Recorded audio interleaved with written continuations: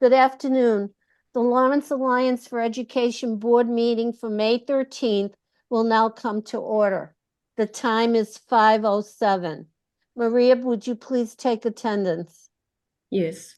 Dr. Dolores Calaf, Present. Edgar de Leon, Present.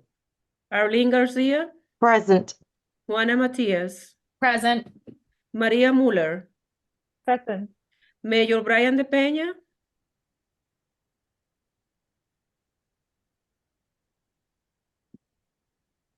I think he's having difficulty getting on, I think. but he's present. Yeah, And he's present. also Chair Patricia Mariano. Present.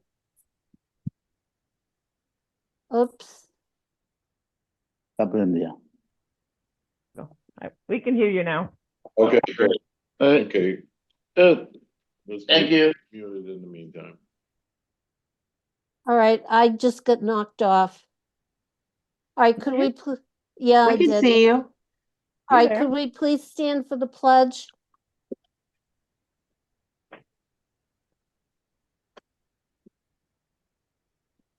I pledge allegiance to the flag of the United States of America and to the and to the republic republic for for which which it stands, one one nation, nation, under under God, God, Indivisible. indivisible, With with liberty, liberty and and justice for all. for all. Okay, can you hear me while I Yes. try to get back on? Okay.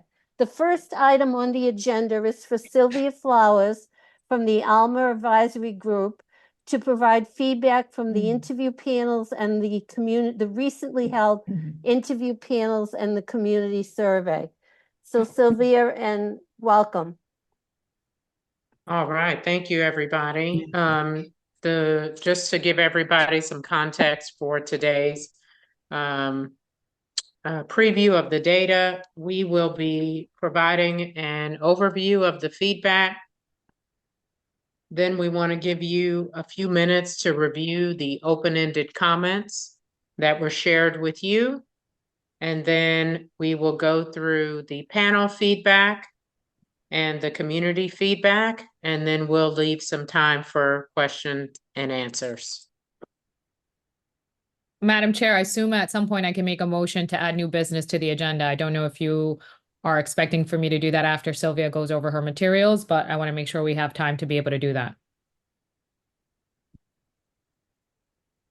Where'd you go? Pat, did we lose you? Yeah, it looks like she's not on there. I think you all would edit the agenda before we dive into the business. Yeah. But Maria, do you have an idea on process? Thank you. I need to check on with Pat Mariano, but definitely there has to be a vote on adding a new item to the agenda. Should we try to get her back on the call? And I'm happy to make a motion to add new business to discuss an LAE response to address some of the mischaracterizations that are being said about this process. So maybe we wait for her to come on, and if someone can second it, we can add it as new business and determine whether we want to do that after we review the information that Sylvia is going to provide to us. Yeah, let me send the invite to Pat again.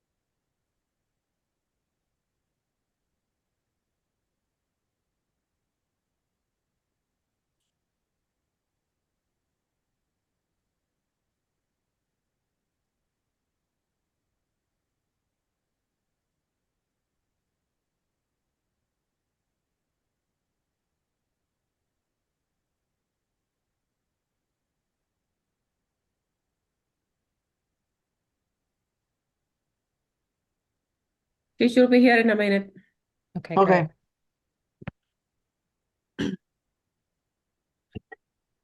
Pat, can you hear us? I see that you joined. Warner, I heard you talk about adding an item to the agenda. Yeah, I'd like, We Yep. have to go through Sylvia's presentation first, because that's what's listed on the agenda. And then we can add something by form of a motion. can we add the motion now, just so that we know that it's coming up, and just go over Sylvia's materials first? No, we added it. Yeah, because wouldn't you edit the agenda before you Beforehand, before you start start. with the business? We have to follow the business that's outlined on the agenda first. And then I'll ask if there's anything else that anyone wants to add, and then we can make the motion to discuss an item. Sounds good. Understood? Yep. And I apologize for losing you. All right, Sylvia, you're on. Great. So as I shared with the group, I think, Pat, you had dropped off. The plan is to give an overview of the feedback that we've received, then give you all time to review on your own the open-ended comments that were shared with you. Then we'll go into the panel feedback, the breakdown from the interview panel feedback, then the breakdown from the community feedback, and then leave any time for questions and answers, Q&A. How does that sound? Sounds good, Sylvia. Great. So just to give you a high-level overview of the panel feedback, we received approximately 160 to 170 responses from the interview panels. That broke down to about 40 responses per candidate, approximately. And then from the community-wide survey, we had over nearly 500 submissions to the community survey. And it looked like we had about 100 ish from parents and graduates of and well, if I include parents, graduates, residents, it's closer to 200 responses. And then of staff members was nearly 300 staff members. And again, there's an individual survey per candidate. So if people responded to every candidate, then it would be about 120-ish responses per candidate. So we can go into that. I wanted to make sure that everyone had a chance to see the open-ended feedback. So wanted to give you all a few moments to review those documents. There's one tab per candidate, and the open-ended comments come from the interview panels. And so if you please come off mute or let me know if you can access that document. And I want to give you about 5 or 10 minutes to review and read those comments.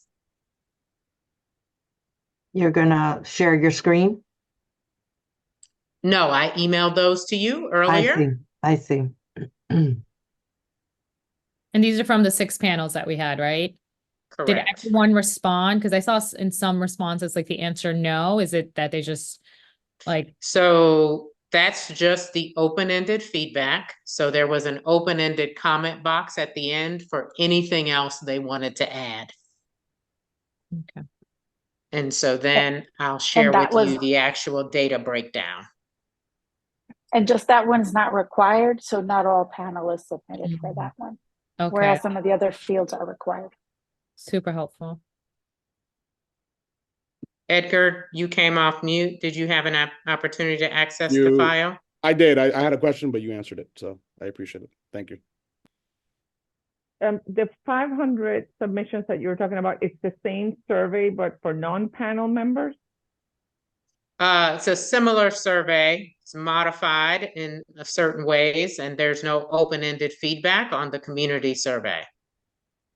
The interview panels who had the anti-bias training 1 and the prep session 2 had a deeper survey to respond to.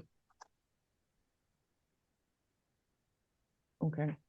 And what were the panel members asked to watch the videos, or this is just based on their own interview? This is based on their own interview. Okay. Of course, there were 3 interviews that were public and available. And people had until Friday to complete the surveys.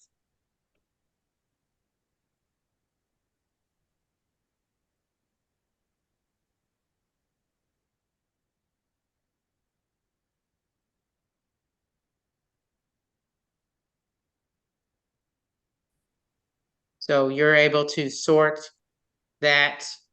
You can see that it is by interview panel. You can also see race, ethnicity, and then of course, just the open-ended feedback. Unfortunately, I'm at work and for some reason it's doing the same thing. It's not letting me access. It's asking me to request access. Yes, you can request access I and then did. I can give it to you. All right, let me get to my email. These are some tough comments. Yes, on behalf through the mayor. Through the mayor. Huh? Arlene, you can refresh. Okay. Sylvia, I here we go. believe the mayor has a question. Dolores, you can refresh. Mayor DePena? Can you share? Anything else? Can you share in the screen? I would prefer if you read it on your own. Why? What? So that you can see the direct feedback.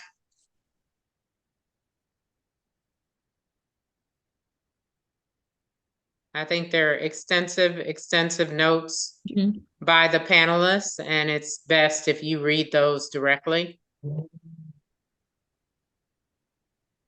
you need us to resend? Does the mayor have access to them, Sylvia? His email, it would have gone to, let's see, at 12:59, it would have gone to Mayor DePena at cityoflawrence.com.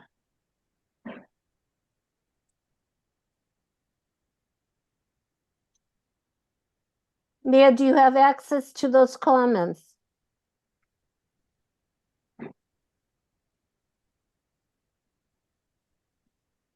Mayor, you're muted. For my email. They're in your email. All right, the mayor gets. Okay. He's all set.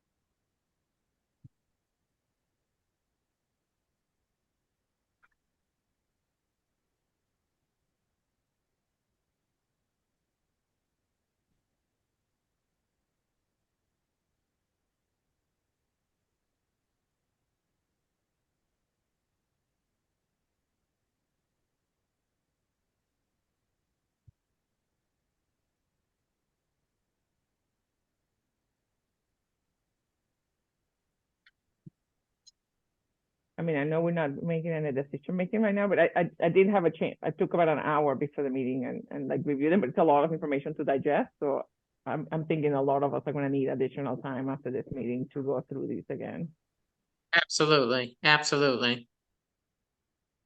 And you will have access to this file going forward through Wednesday for sure. So for you all to take a deeper dive and review each comment carefully, I think would be a great next step. Again, there was a last question on the survey, which says, is there anything else you would like to share with the Lawrence Alliance for Education about this candidate? And that's the content of this file for you all.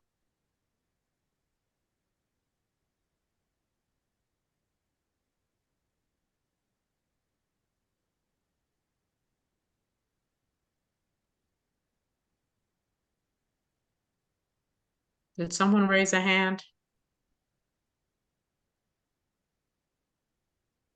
I don't think so.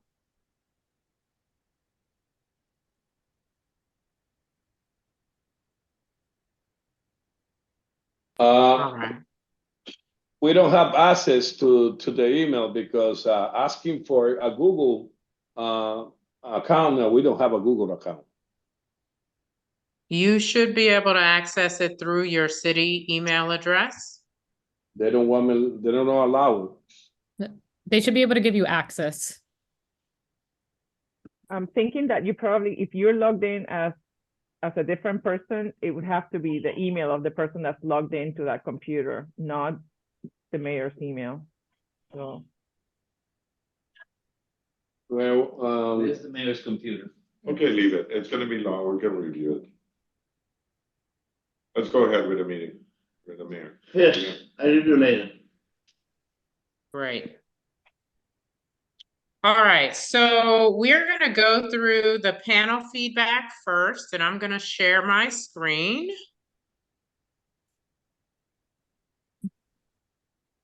So can you all see my screen? Let me see if I can enlarge it just a little bit. Mm-hmm. For us old timers, Sylvia. So same. Let's see.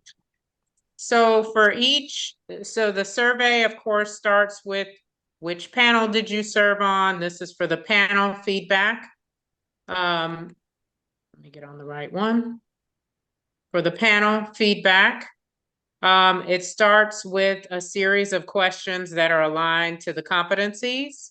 So as I mentioned, we received about 160 to 168-ish responses from the interview panels, and that breaks down to about 40-ish responses per candidate.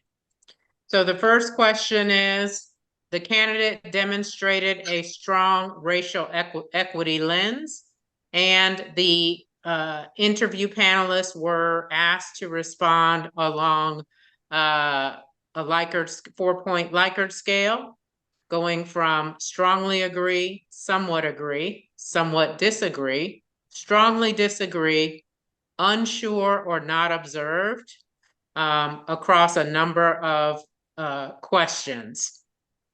So as you will see here, we have the actual count of responses by candidate, and then a percentage of those responses. So what that represents in percentage. So we did some color coding here, looking at the percentage of responses that were at somewhat and strongly agree, and then the percentage of responses that were at somewhat or strongly disagree. And if you see the dark green, we are saying that over 90% of the responses were in the strongly agree to somewhat agree. And if you see a lighter green, that is that 75% of responses were at somewhat agree or strongly agree. If you see the red color coding, then we saw that the responses were greater than 40% for strongly and somewhat disagree. And if you see the pink, then the combined strongly and somewhat disagree was greater than 25%.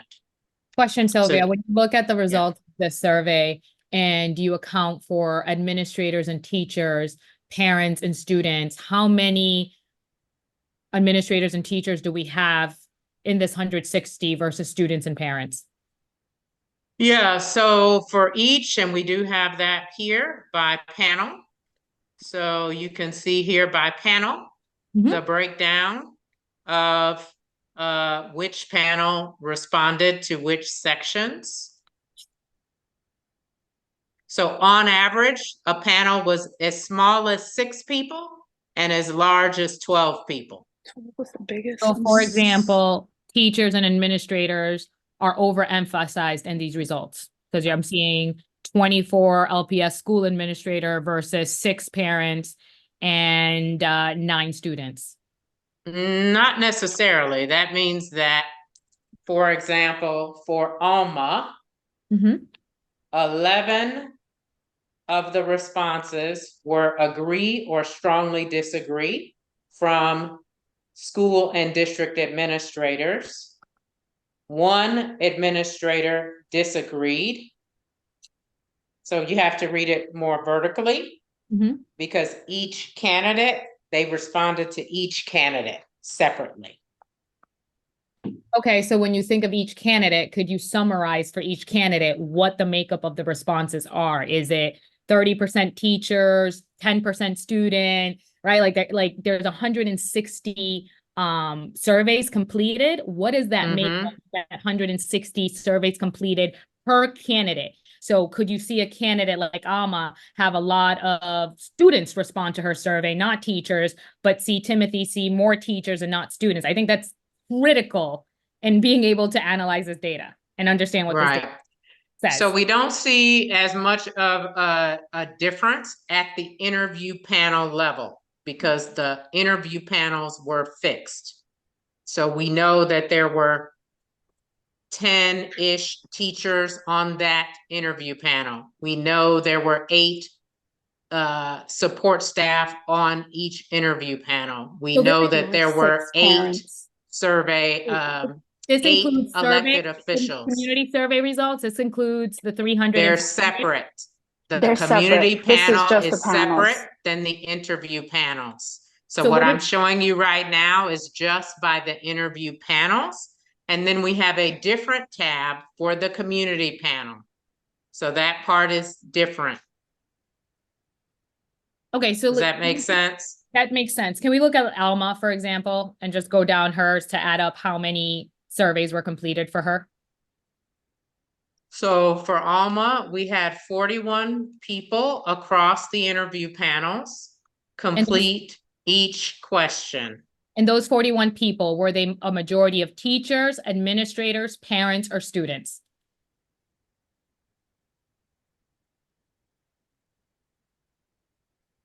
So we can certainly summarize that for you, but for this question in particular,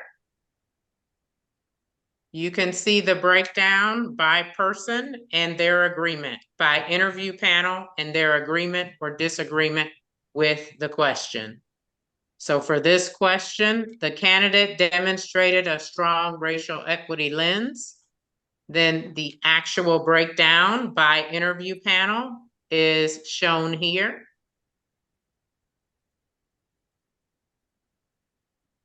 So we saw 18 people strongly agree. And when you look at the summarized version, 18 people strongly agree. How many total people gave a response? Was it 18? It's not just about the strongly agree. How many? 41. 41 total. Okay, and of that 41, what is the makeup of that 41 based on the categories of panels that interviewed the candidates?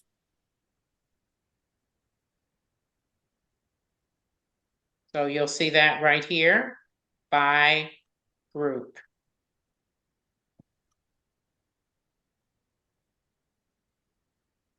So we'd have to add this up is what you're saying. Correct. If you want to see it separate, here's the separate breakdown by group compared to the summarized breakdown here. Does that make sense? No, that doesn't make sense because if you go back, that breakdown is just for strongly agree. That's just 18 out of 40. Correct. So- This 18 here corresponds to this 18 here. Does that make sense? And Yeah. then this somewhat agree 18 is that- somewhat agree 18. Somewhat disagree is here. And the somewhat disagree 4 is in the synthesized somewhat disagree here. So the detail by panel is broken down here. Yeah, I may need more than till Wednesday because I need to know who these 41 people are and understand how one subgroup is being over surveyed over other subgroups. And that's going to take adding this up by question. Yeah, so one subgroup in the panel feedback is not being over surveyed because we actually know the names of the interview panelists and who participated in the interview panels. And so we are able to see which interviewers provided feedback in the actual data. So if Juana Matias participated on a panel, then we would expect 4 survey responses from Juana Matias. And we looked to check to make sure that there were no duplicates from an interviewer in the interview panels. I get that, but you cannot tell me out of the 41 people who answered that question right now, you cannot tell me 15 of those were teachers, staff, and support staff and administrators. 10 were students, 6 were whatever. And if you did, just based on these numbers, there's more support staff, teachers, and administrators who completed the survey. That is correct because each interview panel, we had 9 elected officials, business leaders, and community members on the interview panel who actually showed up. We had 6 parent or caregivers on the evening of the parent survey. We had 12 student and school and district administrators. We had 12 students. We had 8 support staff, and we had 9 teachers. That gets to my point. Of those people, plus the LAE, which the LAE have not submitted any feedback, there's no more than 56 responses per candidate expected from the interview panels. So we have 41 respondents. That means 15 interviewers did not submit their feedback by the deadline. Yes, but this gets to my point, and it's super helpful data. We had 29 staff people that work in the Lawrence Public School System versus 12 students versus 6 parents and versus 9 elected officials. So anyone else and any research think tank policy would weight the subgroup because you have a heavy subgroup of school administrators here with 29 total surveys from them. And that's my point. Yeah, Which is the other reason why we have the community survey and we have the 3 interviews broadcast for everyone to view and for everyone to provide feedback on. So we'll talk about the community responses when we get through with the panel responses. I mean, I think one of the points too is that different subgroups are going to have obviously different priorities and preferred candidates of us. So that's what we're trying to get to. And they're all equally important. We just want us to have super accurate data so we can just analyze it in different ways. And when a group is much higher in numbers than the other one, it'd be great to have it in percentage numbers than in just individual numbers. Even though I still want to see the individual responses because they're still very helpful. Mm-hmm. Yeah. So we can certainly add the percentages to this tab.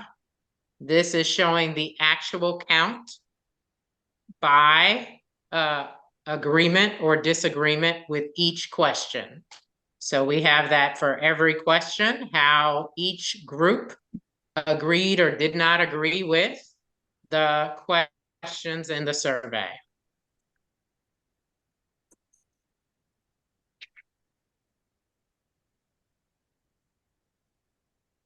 So as you can see, each question has been summarized, and we looked quickly to see if we saw any significant differences in the responses across each candidate at each question.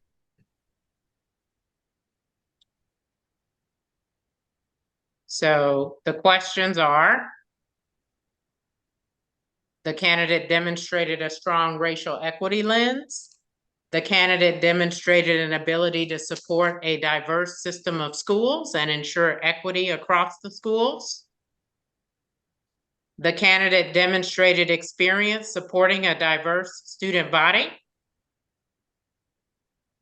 The candidate demonstrated an ability to communicate, collaborate effectively with parents, community members, and appointed and elected officials.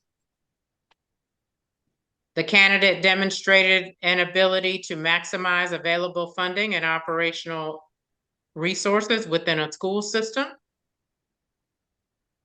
The candidate demonstrated a strategic and student-centered leadership approach and vision. The candidate demonstrated the ability to develop and implement a strategy to improve student outcomes across multiple schools. The candidate demonstrated a track record of success in school improvement and turnaround. The candidate demonstrated the ability to recruit, retain, and support a diverse and high-performing workforce. The candidate demonstrated the ability to build, manage, and develop a team driven to positively impact student outcomes.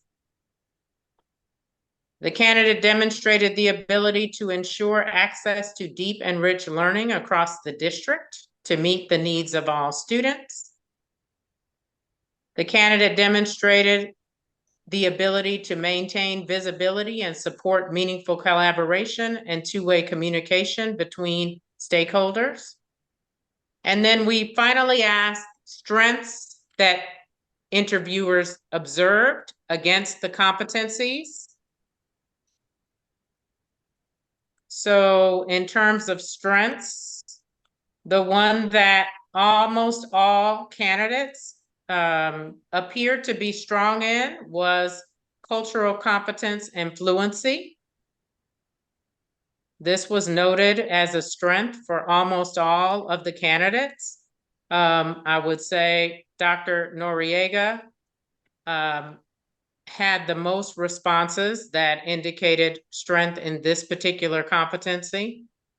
And all of the other ones, we saw more people noting Dr. Sipple as having strengths in these competencies. When we asked what questions people still had about a candidate's ability to demonstrate the competencies, we saw, across the board, not a ton of additional questions. We saw many people said they do not have any questions about candidates. More than 30-ish% of responses were they don't have questions.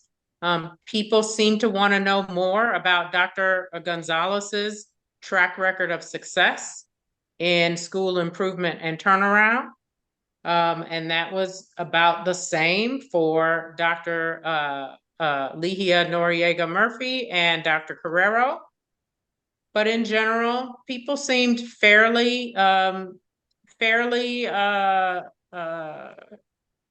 sure about the things that they had questions about. In terms of concerns, we did not see a lot of concerns raised. I think, again, the questions about Dr. Gonzalez de Castillo's track record of success seemed to be the most highly rated competency that people would want to know more about.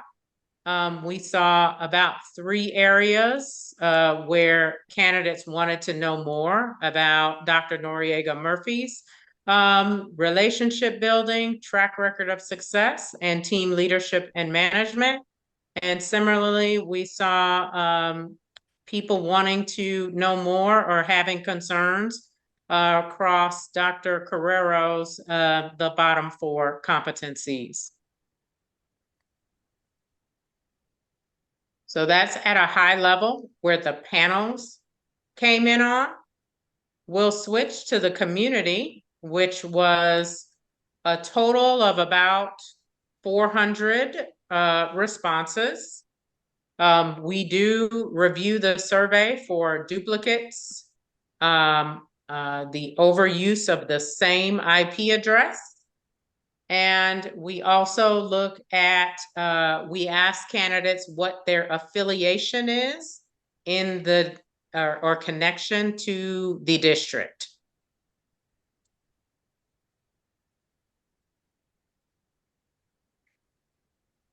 So here you can see the community responses by candidate.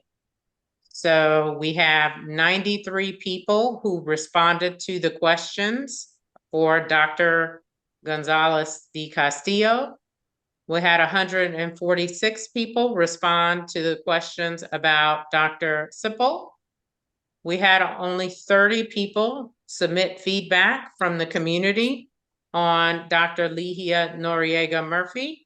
And we had about a little over 100 people submit feedback on Dr. Carrero.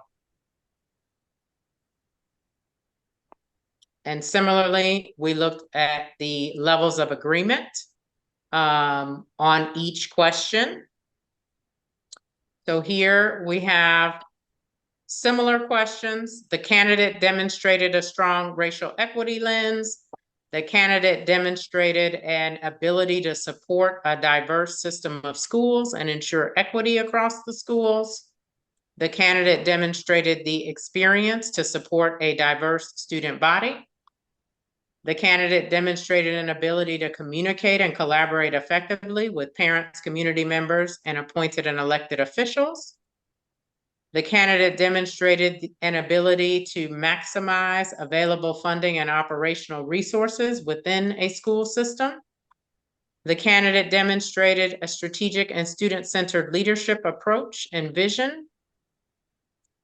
The candidate demonstrated the ability to develop and implement a strategy to improve student outcomes across multiple schools. The candidate demonstrated a track record of success in school improvement and turnaround. The candidate demonstrated the ability to recruit, retain, and support a diverse and high-performing workforce. And the candidate demonstrated the ability to build, manage, and develop a team to positively impact student outcomes. And the candidate had demonstrated the ability to ensure access to deep and rich learning across the district. And then lastly, the candidate demonstrated the ability to maintain visibility and support meaningful collaboration and two-way communication between stakeholders. Again, Sylvia, these 372 community members, how are they community members? How do you know that they are part of the community? How do you identify that? So these are self-reported responses. They have the ability to check all that apply. They can check their connection to the district, whether they are students, graduates, parents, teachers, support staff, school and district administrators, could you give us a residents, breakdown? and others. Could you give us a breakdown, just like you did, of the panelist of what that 372 self-identified self-report reported out and what that looks like? Let's see. And this is a similar approach to what we did with the survey when we launched that earlier in the process. Again, people are able to self-identify as family members, staff, but we use the same categories for this round.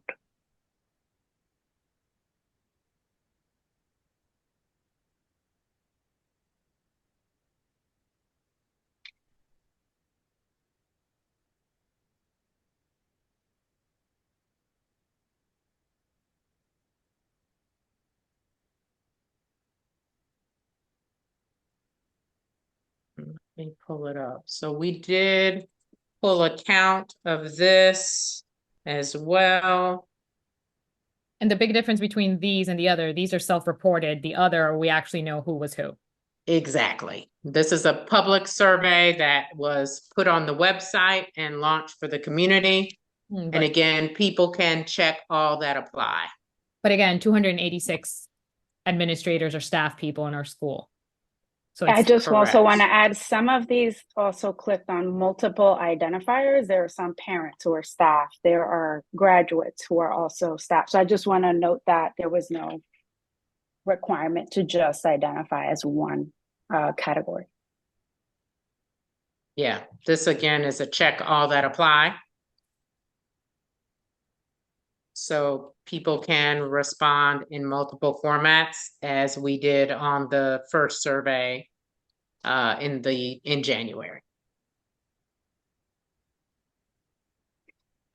And if they went in and answered the survey as, let's say, support staff, but he's also a parent, could he go in again or he could just check off, I'm a Yeah, support. this is just one question, is please identify your connection to the community. And then there's a drop-down list of all of these categories, and they just check all that apply.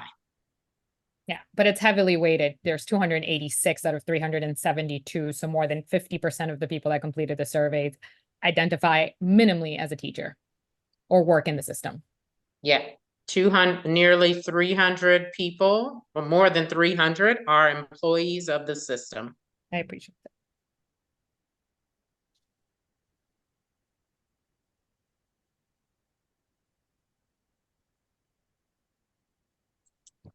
And then when you split it out by candidate, then you have Tim receiving the most specific feedback compared to, on the low end, only 30 people provided feedback on Dr. Lihia Noriega Murphy.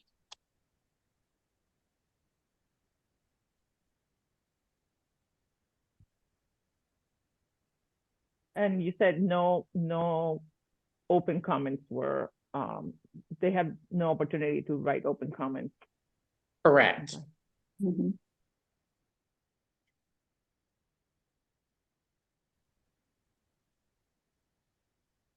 That's correct.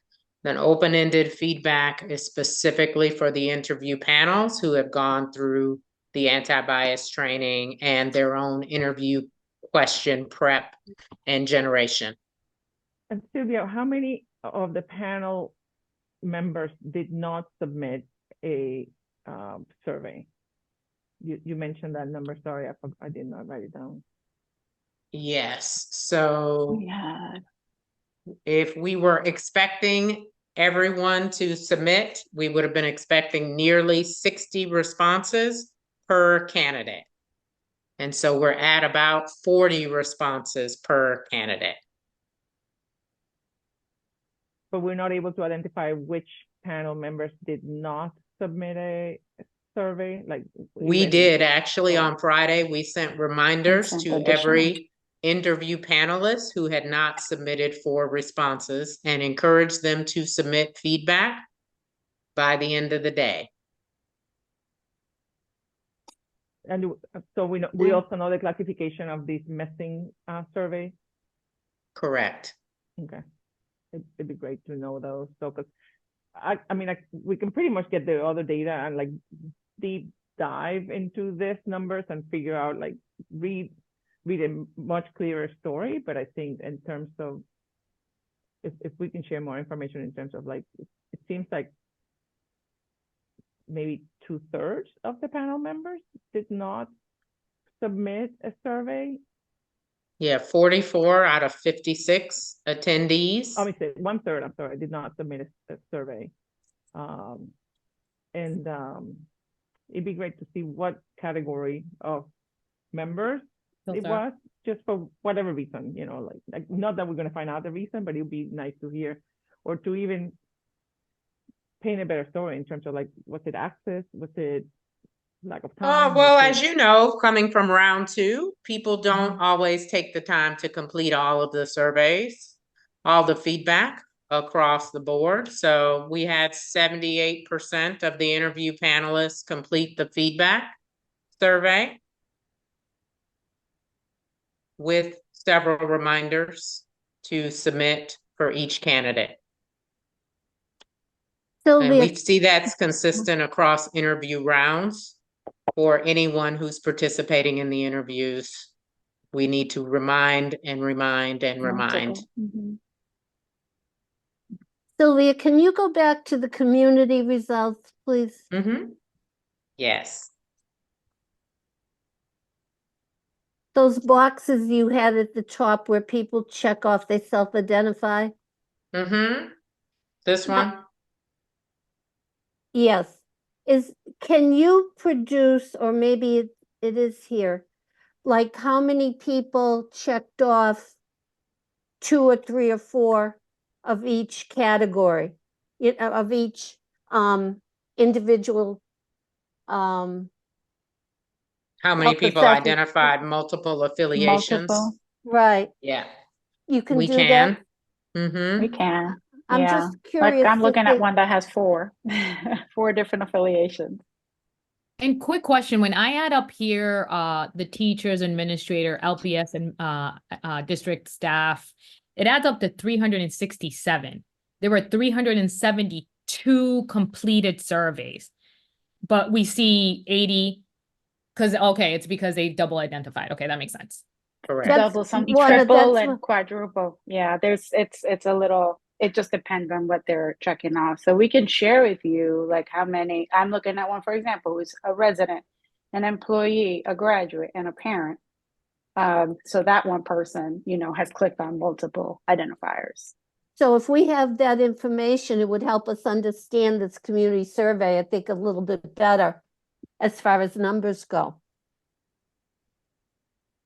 Yeah, if you recall, when we did the community report out before, we typically have a pie chart that breaks down the various affiliations, and there's overlap across these affiliations, and we can certainly provide that same pie chart.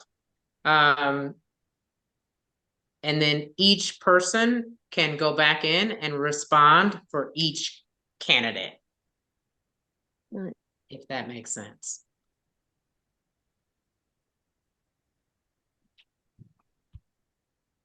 Do you tend to see that when you do community surveys in underserved districts like the ones in Lawrence, that, here it's looking like 98% of those who respond are hired by the school district? Is that consistent? Yeah, I think when we have the community survey out broadly, I'll speak about students first. So in order to get the student responses up, it has to be time created in school for students to respond, which was the same thing we saw on the front end with the community engagement survey. Like teachers need to make it part of a civics engagement to get students to watch the videos and provide feedback. So from the student responses perspective, this is a little lower than we would normally do, but also we did a very tight turnaround between posting the videos and then pulling the survey down. Normally we would want to give a little bit more time for people to go and watch the videos and provide feedback. I would say parents and staff tend to be a little bit more equally balanced in having either watched the parent survey or the parent interview or the student panel. Again, it is uncommon for the board interview to be public. So that's not one that we would normally see a ton of responses as a result of.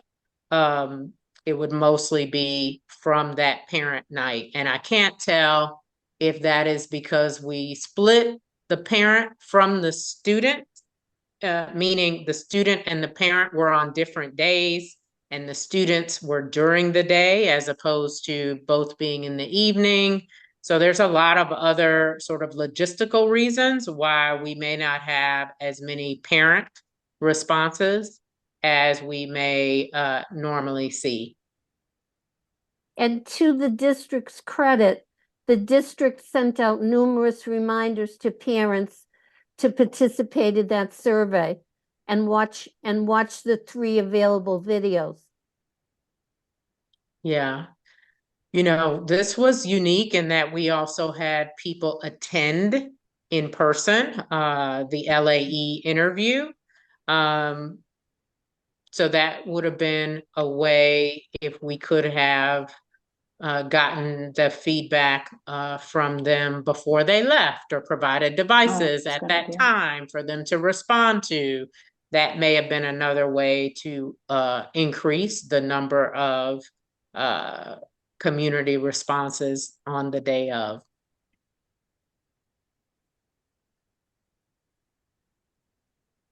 But I'm trying to think, we just did this in February. Let me see. Do you want to take a look at the breakdown for that one? Yeah.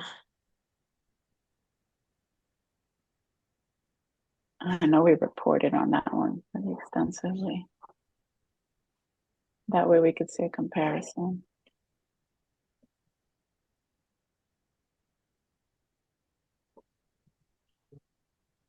I mean, I appreciate getting this data. I love the fact that we're being public about it. But as you can imagine, Sylvia and Ileana, when, you know,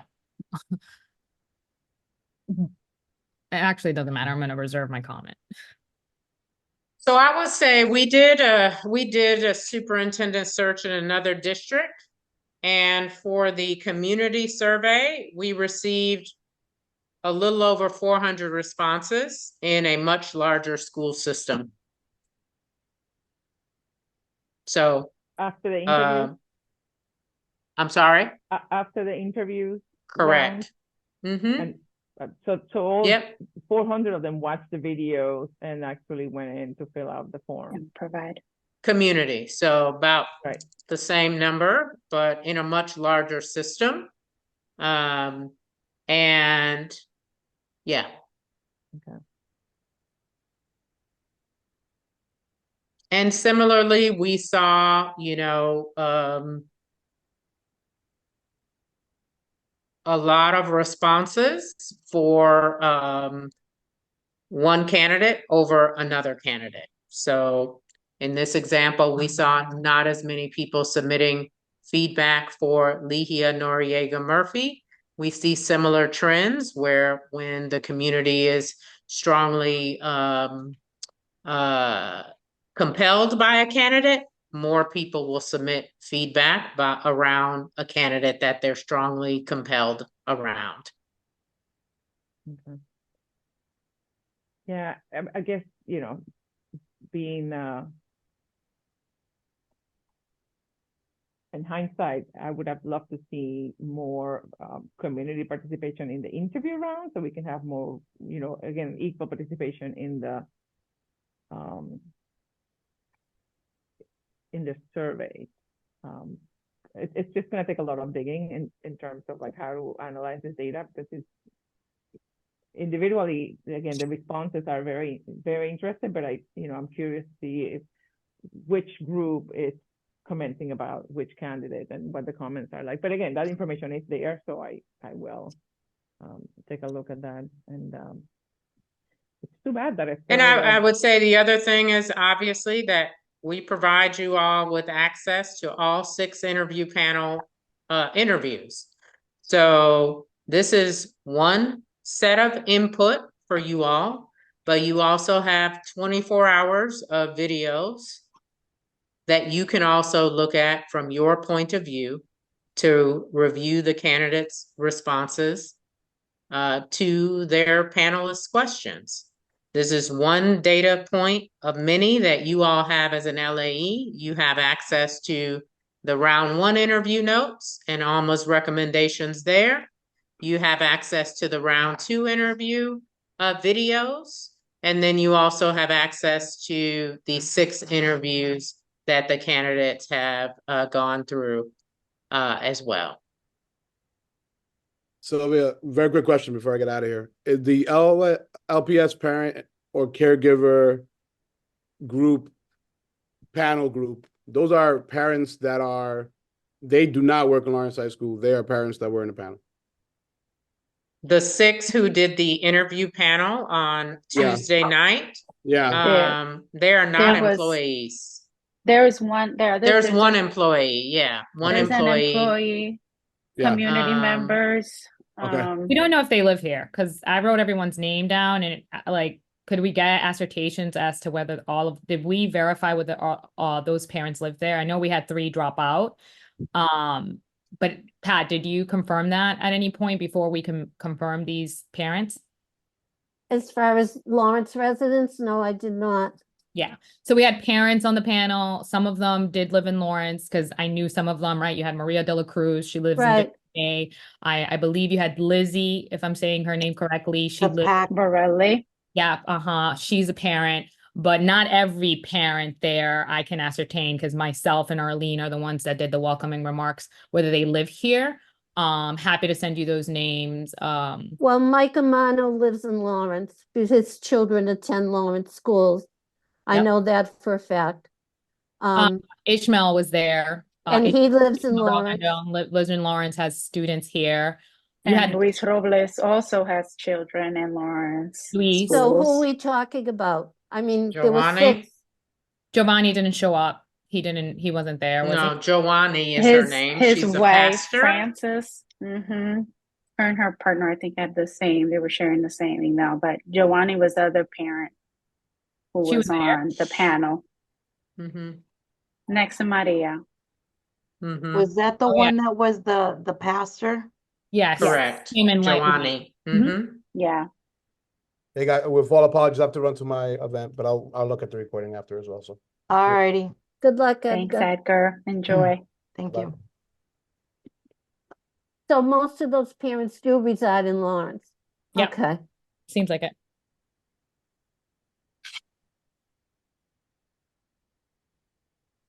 Any other questions for Sylvia? Did we have the same question about the elected officials, community partners panel? I have a question. Yes. I don't know if you have the answer, but out of those teachers, is there any way that we know how many were part of the union? We do not have access to that information.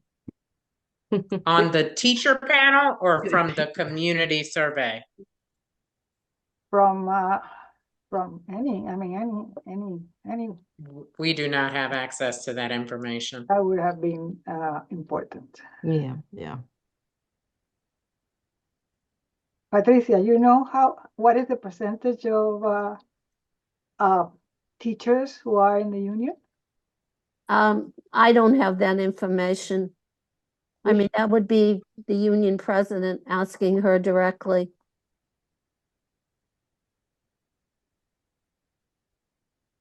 That would be important.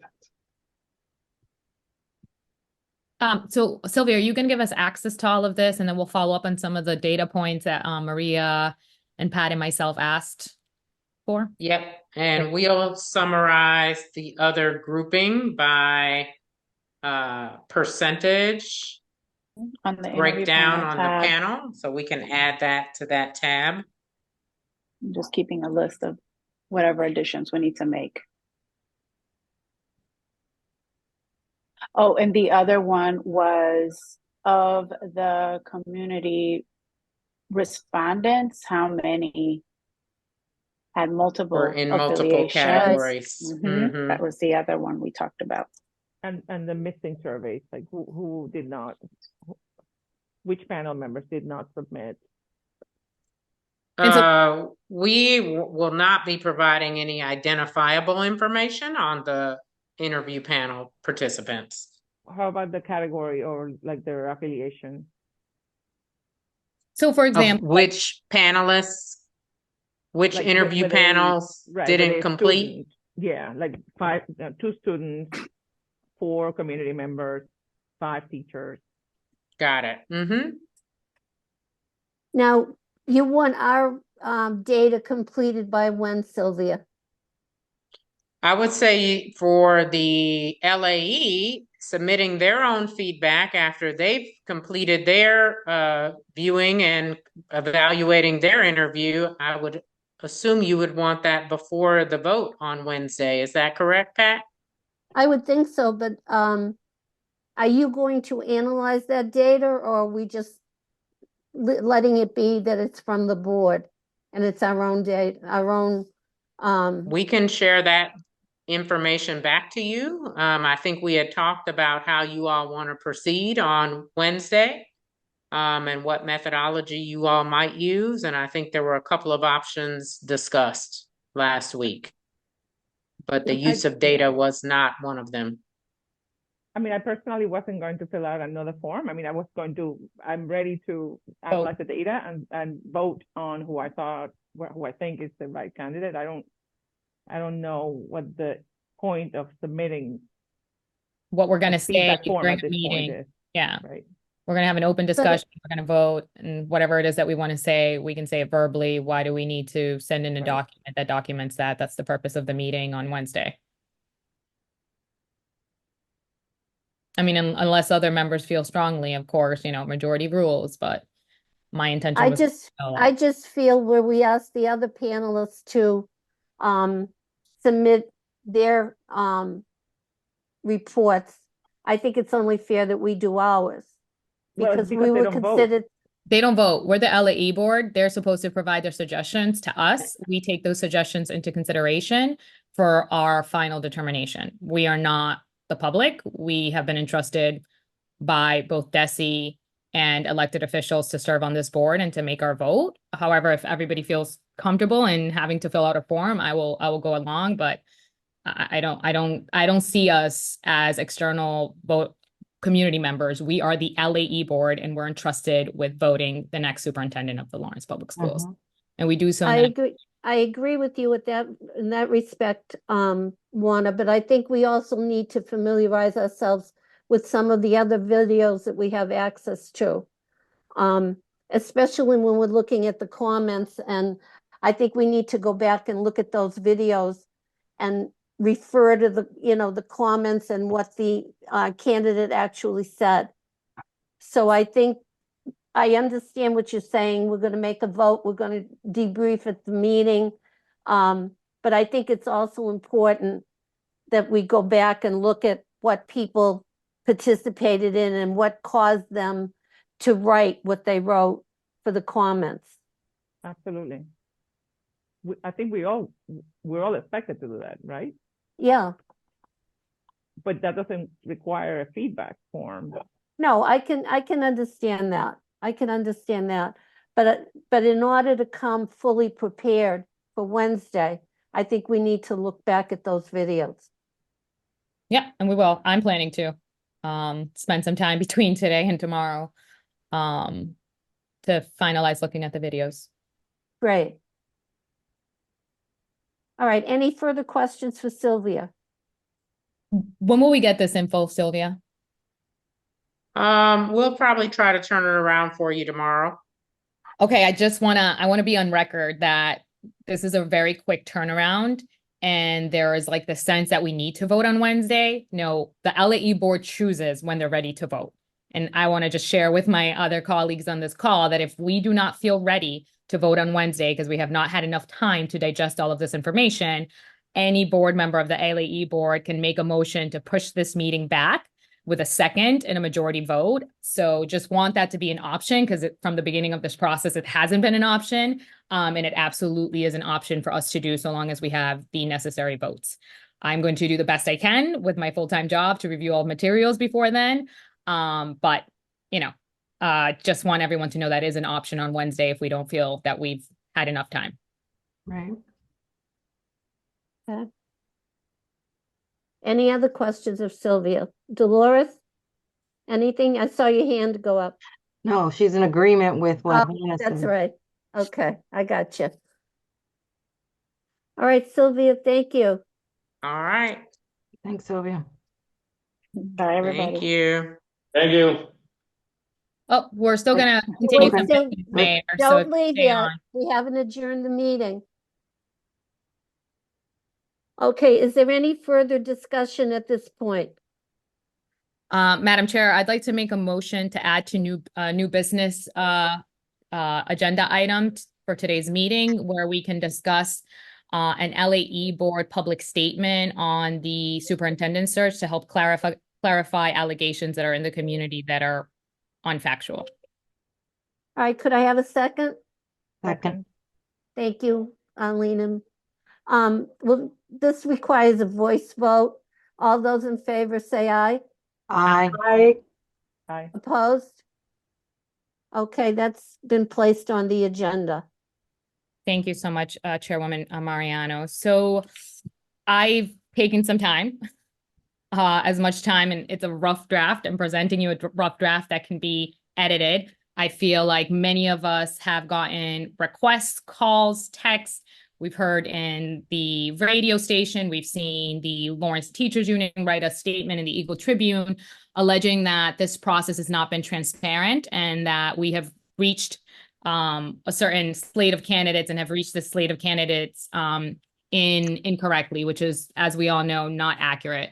So I think my opinion is that the LAE board, people are questioning our integrity here and what we've done to date, that the LAE board should not continue to be silent, and that we should publish a public statement stating exactly what has occurred to date to provide clarification to all of our community members, every stakeholder, about how we got to where we are today. I drafted something with short time that I'd like to present to this board. I believe we can translate this into Spanish and we can have a communication strategy that gets this out to the Eagle Tribune, other local newspapers like El Rumbo, sent this out in bilingual translation to all of our radio channels so that people actually have accurate, factual information and we can help disseminate these false allegations that are occurring. I think initially it was just one newspaper article and rumors. I think this morning we then saw someone who was a part of the second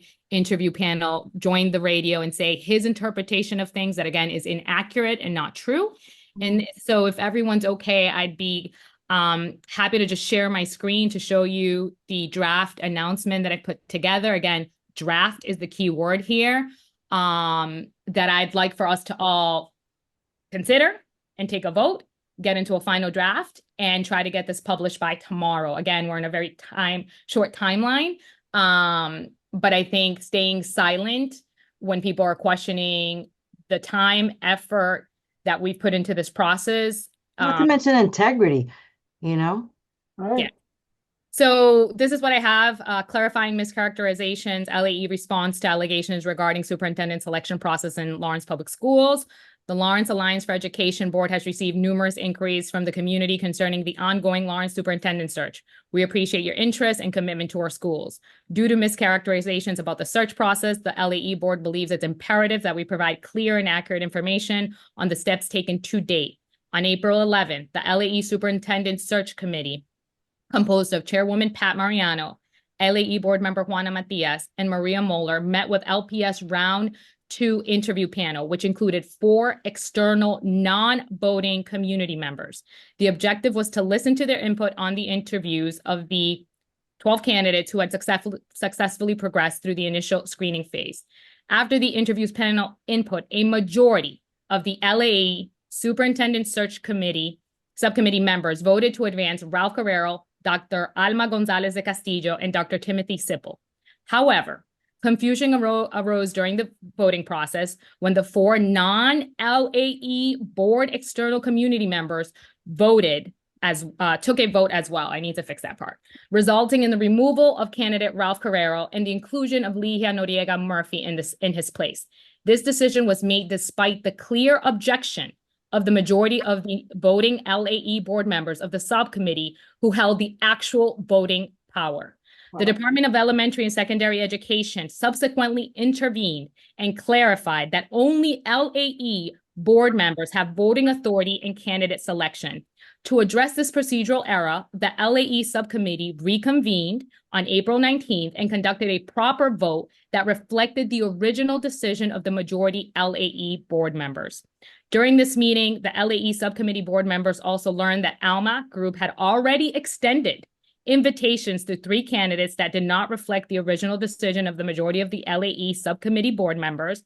Wow. While acknowledging the illegality of that invitation, the subcommittee opted to approve 4 candidates, including a 4th candidate, Ligia Noriega Murphy, and submitted all 4 names to the LAE board for their consideration. We are confident this process will lead to the selection of a superintendent who will prioritize the success of all students, educators, staff, and families in Lawrence Public Schools. It's a working draft. We need All to right. another paragraph, but this is what I've put together and want to yield the I floor. have no idea about that. Yeah, that's All right. that's why the whole rigmarole and all you hear on the airways is people speculating and talking and you know, questioning the integrity of the LAE board members, which I take my job very seriously, my appointment very seriously, and the last thing I want to hear is that it's being put in question. It's personal agendas. All right. All right, Dolores, do you want to speak? I'm sorry. I again, as I'm reading this now, I know what was happening because I was not part of that subcommittee. But again, I think behind the scenes, I see, you know, there's an intention of an agenda to not only make LAE board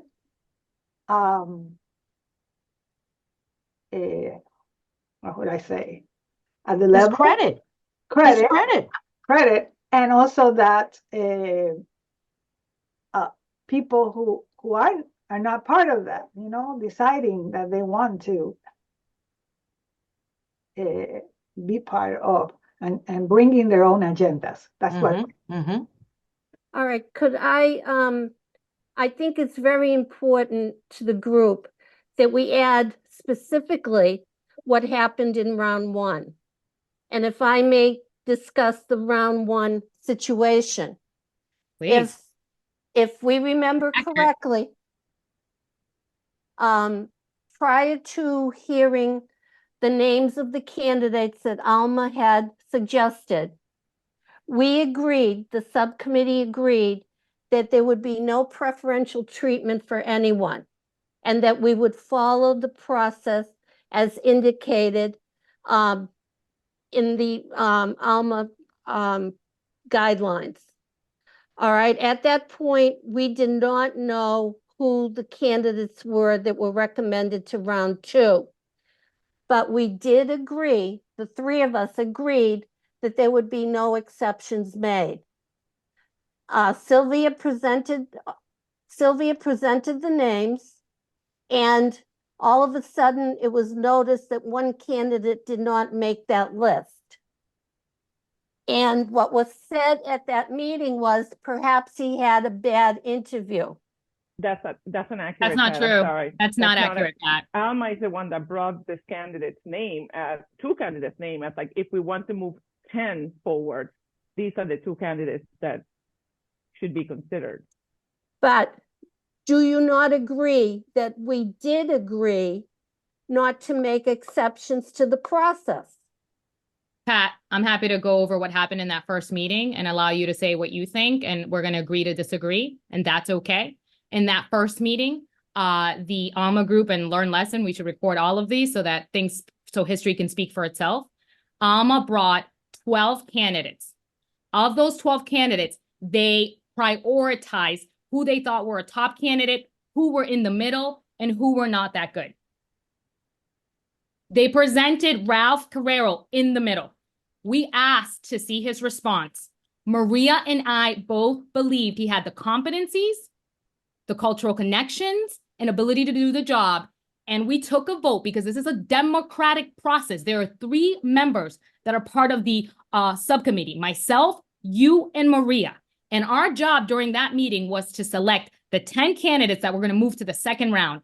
We took a vote. And in that vote, there was a majority, like there's been in every step of this process, who believe that Ralph should be included based on his competencies. We were presented already, Ralph, as a good candidate, not the best, a good candidate.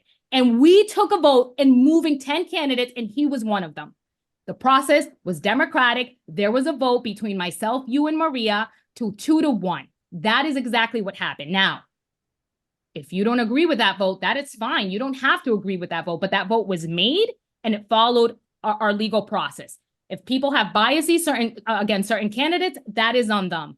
But the process has been followed and was respected. I still disagree with you, and That's I would fine. like to check with the Alma notes to see exactly what happened at that meeting. Make them public. I agree. I agree we should. I would Also- also add that there were 38, I think, or 42 candidates. that were not even included in that discussion because Alma did not recommend them at all. So really only the candidates that they were recommending for the second round as a potential, as a possibility, were the ones presented at that meeting. And again, from those candidates is what we made the selection.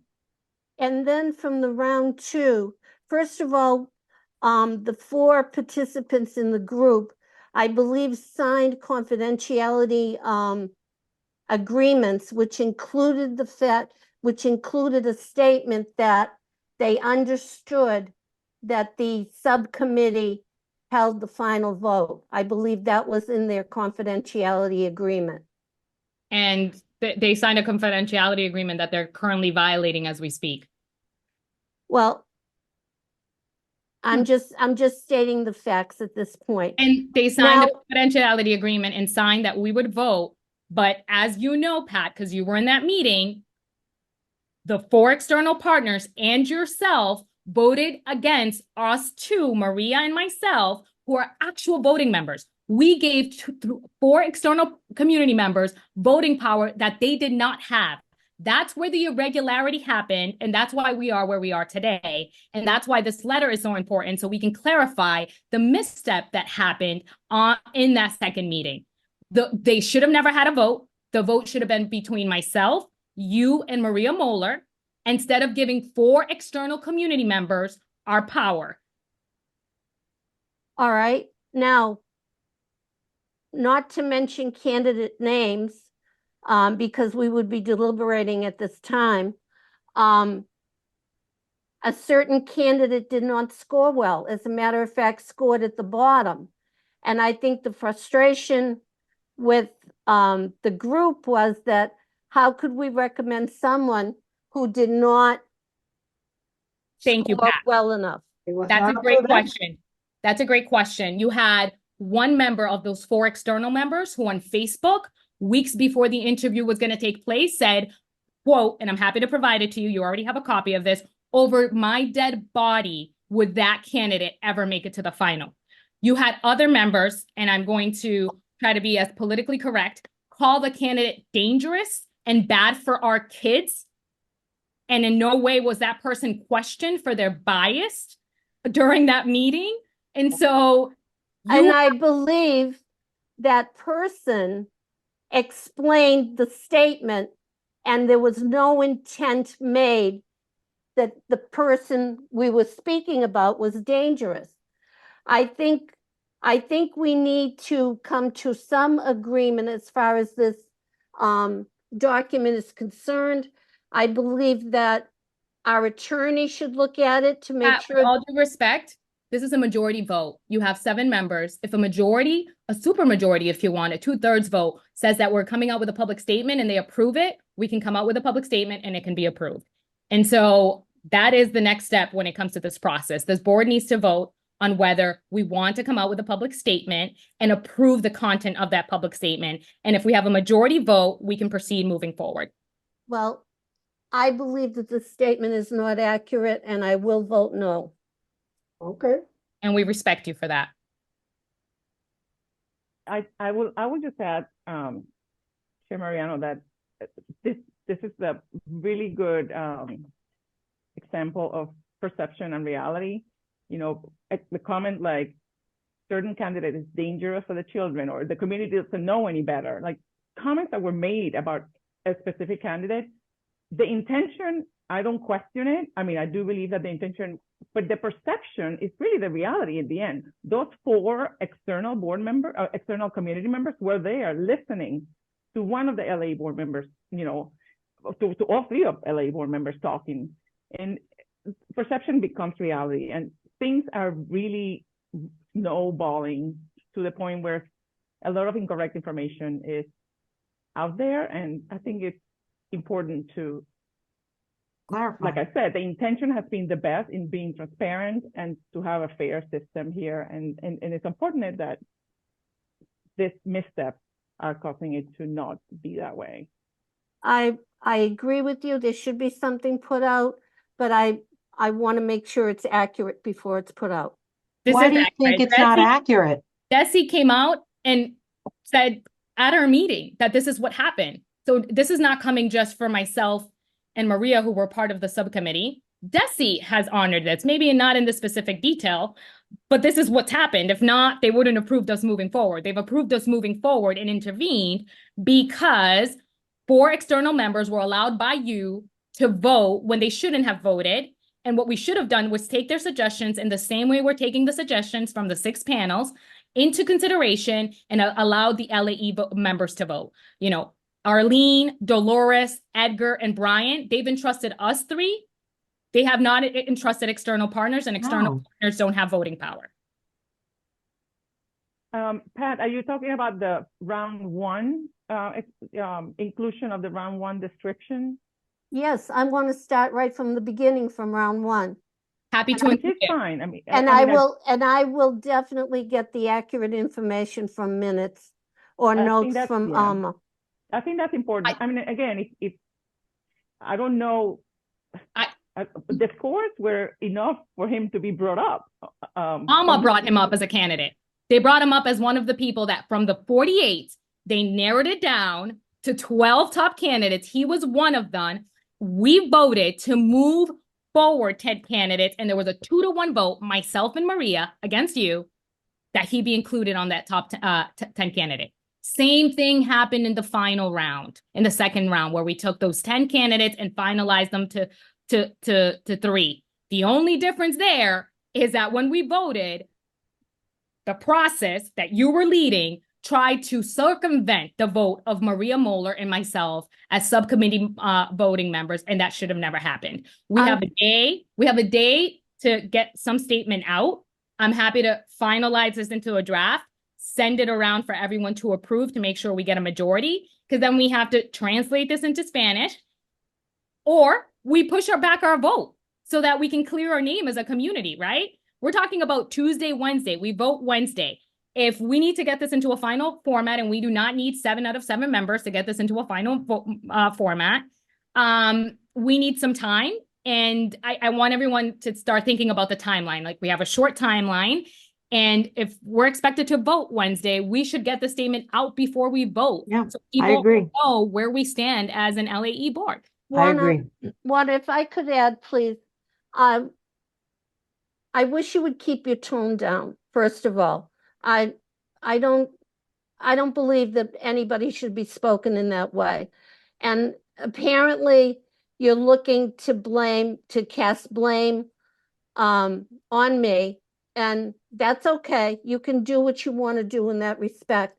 But if you're issuing a statement from the LAE, it's got to be accurate. It has to be approved by the People LAE allowed board, to Pat. vote. One at a We time. weren't there, but I want to know, why were they allowed to vote? It should have been Maria, Juana, and Patricia. Exactly. Punto. Why were these people allowed to vote? A question, did Because they, we were trying to reach consensus from the group. okay, pero they're not part of the LAE board. And what was the agreement of their participation? Were they, from the That they very would- beginning, hold it. From the very beginning, right? Was it understood that they were there to provide maybe some information, feedback, whatever? Feedback. They were not going to be included in the voting. Because That they're is part of correct. LAE. Was it that clear or not? Yes, it was clear, and it was clear in the confidentiality agreement that they Why- signed. Well, why did you allow them to vote, Pat? You allowed them to vote. You Why- You closed know the meeting something, with their vote. wanna, please. I know you're trying to throw me under the bus. I'm not. I'm actually not. I'm speaking facts, right? You. All right, but listen This is to what me. happened. This is what happened, right? I We've- am a good information. human being. And I respect you and honor you for everything you've done for our students, but we're talking about what happened, and these are facts. You cannot get upset with me because I am detailing how things went through.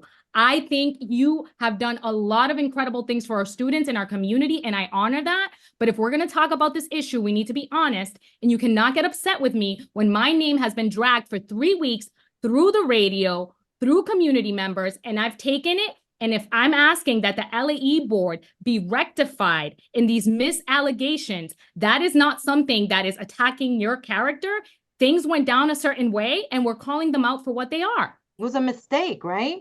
As a board, as a collective. Yeah, I mean, All it's right, important to know but that our also- characters are being attacked. So like, it's really, it's a personal thing going with.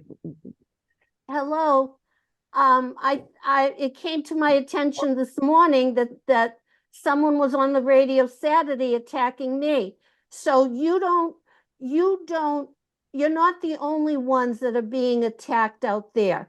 I am being trashed also. So let's call a spade here. Okay. I'm ready to move the question. I move to vote that the LAE board finalize a statement to get published tomorrow in a bilingual format to help address the false mischaracterization of the superintendent search. Do I have a second? Second. I'd like to make an amendment to that motion that the statement include accurate information. Great. We can allow Desi to determine whether it's accurate or not. And I'm going to, I'm asking that Alma be allowed to weigh in on it also. Alma is not the LAE board. She does not weigh on our voice. We But are she the LAE was- board.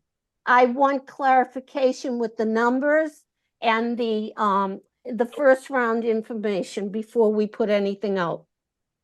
Happy to work on something that, again, Pat, it's a majority vote for this public statement to go out. Even if you disagree and the majority of voting members agree, the statement can go out. So can we have Maria roll call a vote? Do we have a second? Yes, we did. We had a second. Second to the amendment? Second Nope. to clarifying what, get this statement out there. With accurate information. Yeah. This is accurate information. All right, Maria, call the vote. Dr. Dolores Calaf, Yes. Edgar de Leon, oh no, Arlene Garcia, Yes. Juana Matias, Yes. Maria Muller, Yes. Mayor Brian de Peña, Yes. Chair Patricia Mariano. No. Claro. I'll entertain a motion to adjourn. So moved. Second, Second. Maria, please call the roll. Dr. Dolores Calaf, Yes. Thank Arlene goodness. Garcia, Yes. Juana Matias, Yes. Maria Muller, Yes. Mayor Brian de Peña, Yes. Chair Patricia Mariano. Yes, the meeting is adjourned. Thank you and good night.